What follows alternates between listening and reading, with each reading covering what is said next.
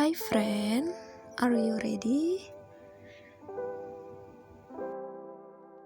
Welcome back to my channel. Di sini saya Anggisa Putri Maulani dengan NIM 20651045 dari kelas 7B Akuntansi Manajerial.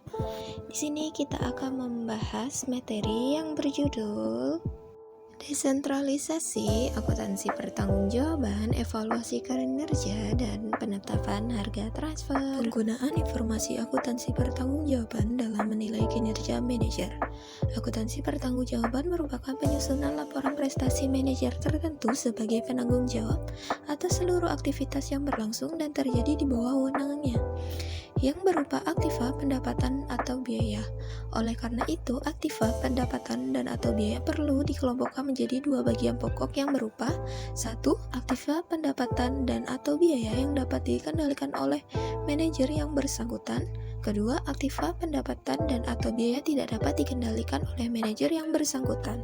Kemudian beberapa pedoman yang dapat digunakan untuk menyatakan apakah suatu biaya dapat dibebankan kepada seorang manajer pusat pertanggungjawaban ataukah tidak, antara lain ada 3. Yang pertama ada, jika seorang manajer memiliki wewenang baik dalam perolehan maupun penggunaan barang atau jasa, maka manajer tersebut harus dibebani dengan biaya barang atau jasa tersebut. Yang kedua ada, jika seorang manajer tidak mempunyai wewenang dalam memutuskan peroleh barang atau jasa, akan tetapi dapat mempengaruhi secara signifikan atas pemakaiannya melalui tindakannya tersendiri, maka manajer tersebut dapat dibebani dengan biaya yang dapat dipengaruhinya tersebut. Yang ketiga, apabila manajer puncak memutuskan agar manajer tertentu menaruh perhatiannya sehingga ia dapat membantu manajer lain yang bertanggung jawab untuk mempengaruhi biaya tersebut. Selanjutnya ada pusat pertanggungjawaban. Pusat pertanggungjawaban ialah setiap unit kerja dalam organisasi yang dipimpin oleh seorang manajer yang bertanggung jawab atas aktivitas yang dilakukan atau unit organisasi yang dipimpin. Di sini ada jenis-jenis pusat pertanggungjawaban. Ada 4 tipe pusat pertanggungjawaban yang didasarkan kepada sifat masukan dalam bentuk biaya atau dan keluaran dalam bentuk pendapatan ataupun secara bersama-sama, yaitu yang pertama ada pusat pendapatan atau revenue center, yang kedua ada pusat pembiayaan atau cost center, yang ketiga ada pusat laba atau profit center, dan yang keempat ada pusat investasi atau investment center. Selanjutnya ada informasi akuntansi pertanggungjawaban. Informasi akuntansi pertanggungjawaban ini merupakan informasi biaya, pendapatan, dan aktiva yang dihubungkan dengan manajer yang bertanggung jawab terhadap pusat pertanggungjawaban tertentu. Informasi akuntansi pertanggungjawaban ini juga merupakan dasar untuk menganalisis prestasi manajer dan sekaligus untuk memotivasi para manajer dalam melaksanakan rencana mereka yang dituangkan dalam anggaran mereka masing-masing. Informasi akuntansi pertanggungjawaban yang berkaitan dengan masa yang lalu atau informasi historis akan bermanfaat untuk 1. Ada penilaian atas kinerja manajer suatu pusat pertanggungjawaban tertentu. Penilaian ini didasarkan pada adanya pemberian wewenang kepada manajer untuk menjalankan peran dan tanggung jawabnya yang telah tertuang di dalam anggaran untuk mencapai sasaran perusahaan yang telah ditentukan. Yang kedua ada untuk pemberian motivasi terhadap manajer suatu pusat pertanggungjawaban, yang mana pemberian motivasi ini penting untuk manajer yang bersangkutan dalam mencapai sasaran yang telah ditetapkan dalam anggaran, dan juga ini digunakan sebagai ukuran minimal yang harus dicapai oleh manajer tersebut. Sedangkan informasi akuntansi pertanggungjawaban yang berkaitan dengan masa yang akan datang bermanfaat untuk penyusunan anggaran. Dalam penyusunan anggaran dalam suatu perusahaan, informasi akuntansi pertanggungjawaban ini memiliki peran sebagai alat pengirim pesan atau role sending device kepada manajer yang diberi wewenang dalam pencapaian tujuan atau sasaran perusahaan. Selanjutnya, informasi akuntansi pertanggungjawaban sebagai alat dalam pengendalian manajemen. Informasi akuntansi pertanggungjawaban ini berguna dalam pengendalian manajemen karena menekankan pada hubungan antara informasi dengan manajer yang bertanggung jawab terhadap perencanaan dan pelaksanaan. Pengendalian dapat dilakukan dengan cara memberikan tanggung jawab kepada masing-masing manajer untuk merencanakan pendapatan dan atau biaya dan berusaha mengajukan informasi realisasi pendapatan dan biaya tersebut di bawah pengendaliannya. Kemudian di sini ada anggaran, yang mana kita tahu anggaran ini adalah suatu rencana yang dinyatakan secara kuantitatif, biasanya dalam satuan uang yang berjangka waktu tertentu, biasanya 1 tahun atau biasa 1 periode.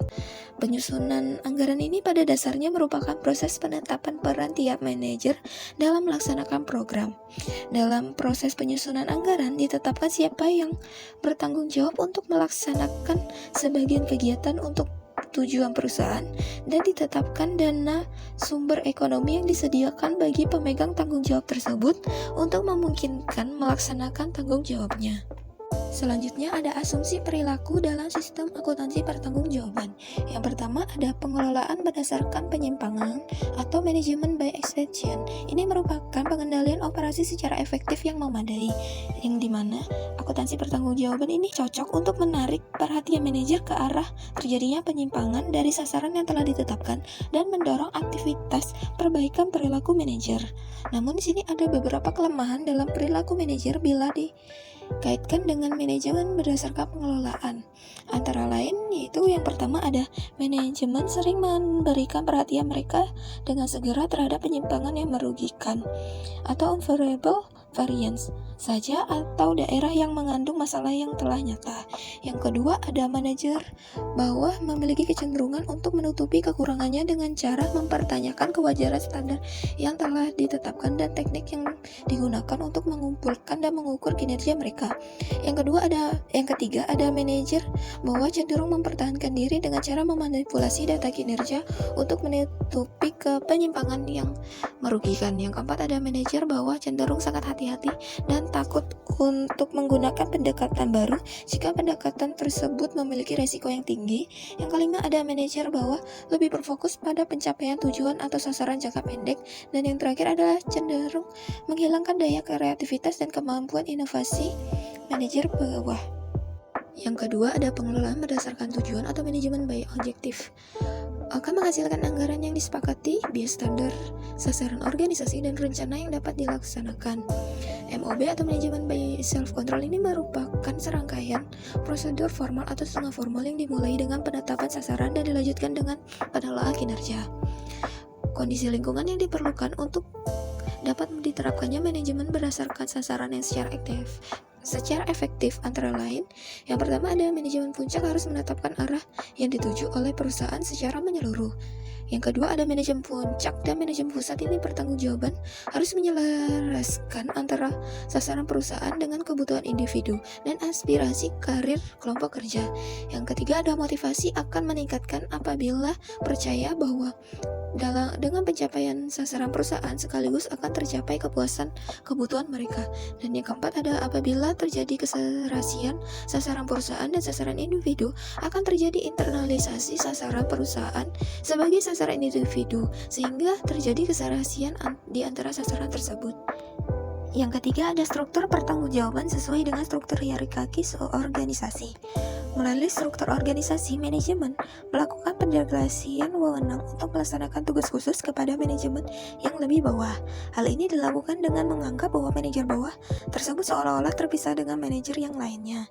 Yang keempat ada manajer dan bawahannya bersedia untuk menerima tanggung jawab yang dibebankan kepada mereka melalui hierarki organisasi. Kesediaan manajer bawah untuk menerima tanggung jawab sangat dipengaruhi oleh persepsi mereka terhadap kebijakan dan pengendalian atas sumber daya manusia dan sumber daya fisik yang diperlukan untuk penyelesaian tugas. Adanya partisipasi atau keikutsertaan manajer bawah dalam menetapkan sasaran dengan cara menerapkan sistem akuntansi pertanggungjawaban akan dapat meningkatkan komunikasi antar bagian dalam perusahaan. Dan yang kelima ada sistem akuntansi pertanggungjawaban mendorong kerjasama bukan kompetisi. Hal ini dapat dilakukan dengan menerapkan sistem akuntansi pertanggungjawaban, sehingga dapat memperlihatkan posisi aktivitas tiap manajer dalam aktivitas perusahaan secara keseluruhan.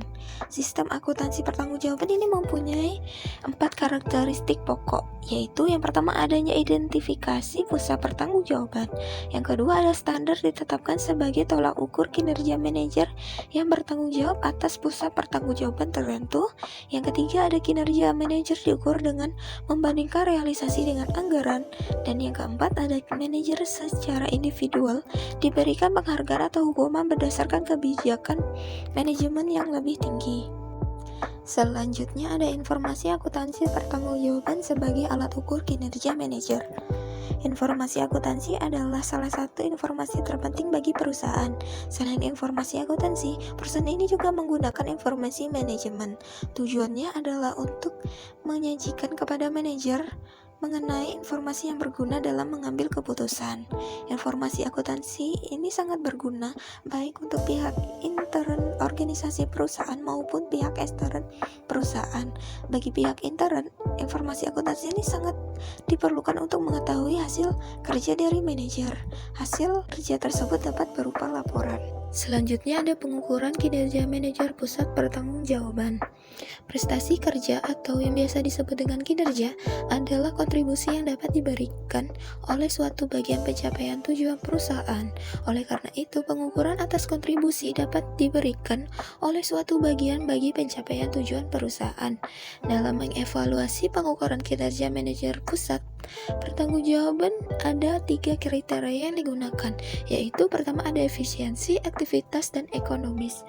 Efisiensi ini adalah perbandingan antara output yang dihasilkan dengan besarnya input yang digunakan.